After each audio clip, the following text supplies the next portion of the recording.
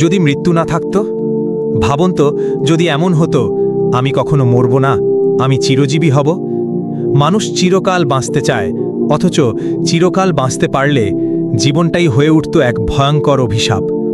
দুনিয়ার বহু রাজা, সম্রাট, দার্শনিক সবাই এই অমরত্ব চাইতে চেয়েছিল। এর মধ্যে অন্যতম ছিলেন সম্রাট আলেকজান্ডার। ইতিহাস বলে তিনি ভারতবর্ষে এসেছিলেন অমরত্বের সন্ধানে। একদিন সৈন্যরা এক যোগীর সন্ধান পেল। সম্রাটের আদেশে তারা বলল, চলুন, আপনাকে আমাদের সম্রাটের দরবারে যেতে হবে। যোগী শান্ত হাসিতে বললেন, আমি কোথাও যাই না, যদি সম্রাট চান তিনিই আসবেন। রাগে সৈন্যরা তরবারি বের করল। তাহলে তোমার মাথা কেটে নিয়ে যাব। যোগী নির্ভীক কণ্ঠে বললেন, তারে তাই করো। সৈন্যরা স্তব্ধ হয়ে গেল। অবশেষে সম্রাট নিজেই এলেন। আলেকজান্ডার জিজ্ঞেস করলেন, তুমি কি আমাকে অমরত্বের রহস্য দিতে পারো? যোগী বললেন, হ্যাঁ, এক সরোবর আছে, সেখানে একবার জলপান করলে তুমি চিরঞ্জীব হবে।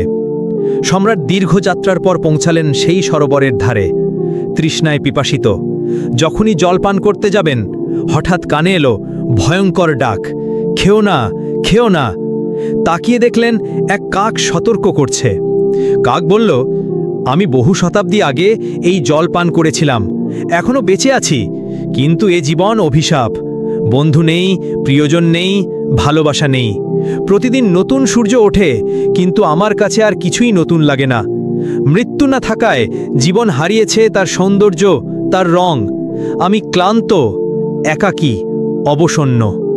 সম্রাট স্তব্ধ হয়ে গেলেন, জল হাতে নিয়ে থমকে দাঁড়ালেন, তারপর ফেলে দিলেন মাটিতে। মুখে ভয়, মনে অনিশ্চয়তা নিয়ে তিনি ফিরে গেলেন নিজের পথে। ভালো করে চিন্তা করলে আমরা বুঝতে পারি, মৃত্যু আসলে আল্লাহর এক মহা নিয়ামত। মৃত্যু না থাকলে জীবন হতো অর্থহীন।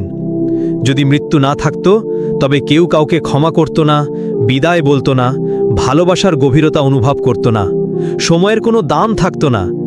কিন্তু মৃত্যুর ভয়ে মানুষ সময়কে মূল্যবান ভাবে, প্রতিটি মুহূর্তকে আঁকড়ে ধরে রাখতে চায়। আমরা প্রতিটি নিঃশ্বাসে মৃত্যুর দিকে এগোচ্ছি। প্রথম নিঃশ্বাসে আমাদের জন্ম শুরু হয়, শেষ নিঃশ্বাসে যাত্রা শেষ হয়।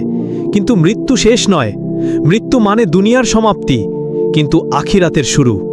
মৃত্যু আমাদের জন্য এক দরজা, যার ওপারে চিরন্তন জগৎ অপেক্ষা করছে। কেউ জান্নাতের বাগানে প্রবেশ করবে, কেউ জাহান্নামের আগুনে নিক্ষিপ্ত হবে। দুনিয়ার অমরত্বের স্বপ্ন এক মিথ্যা মরীচিকা, কিন্তু যেই মানুষ আল্লাহর পথে চলে, সৎ কাজ করে, মানুষকে ভালোবাসে, অন্যের উপকারে আসে, তার কর্মই তাকে অমর করে রাখে। দেহ নয়, বরং ঈমান, আমল আর দোয়া মানুষকে চিরঞ্জীব করে। আল্লাহ কুরআনে বলেন, প্রত্যেক প্রাণীকেই মৃত্যুর স্বাদ গ্রহণ করতে হবে। মৃত্যু এড়ানো যাবে না। তবে মৃত্যু পার হয়ে সফল হতে চাইলে আজই আমাদের জীবনকে অর্থবহ করতে হবে। যুধিষ্ঠিরকে একবার প্রশ্ন করা হয়েছিল, মানুষ জানে সে মরবে, তবুও সে কেন এমন জীবনযাপন করে যেন কখনো মরবে না? এটাই সবচেয়ে বড় বিস্ময়। আমরা সবাই জানি মৃত্যু অবধারিত, তবুও দুনিয়ার মোহ, টাকা, সম্পদ আর নাম যশের পেছনে ছুটি। অথচ সব কিছু ফেলে একদিন খালি হাতে চলে যেতে হবে। জীবন দীর্ঘ হোক বা সংক্ষিপ্ত, আসল প্রশ্ন হলো, এই জীবন কি অর্থবহ? মৃত্যুর মাঝে লুকিয়ে আছে জীবনের সৌন্দর্য। মৃত্যু মনে রাখলেই দুনিয়ার প্রতি মোহ কমে যায়, আখেরাতের জন্য প্রস্তুতি বাড়ে। মৃত্যুকে যে স্মরণ করে, তার দুনিয়ার জীবনও সুন্দর হয়, কারণ সে প্রতিটি মুহূর্তকে মূল্য দেয়। তাহলে আসুন আমরা মৃত্যুকে ভয় না পেয়ে তাকে বন্ধু হিসেবে গ্রহণ করি। মৃত্যু আমাদের মনে করিয়ে দেয়, সময় সীমিত, সুযোগ সীমিত।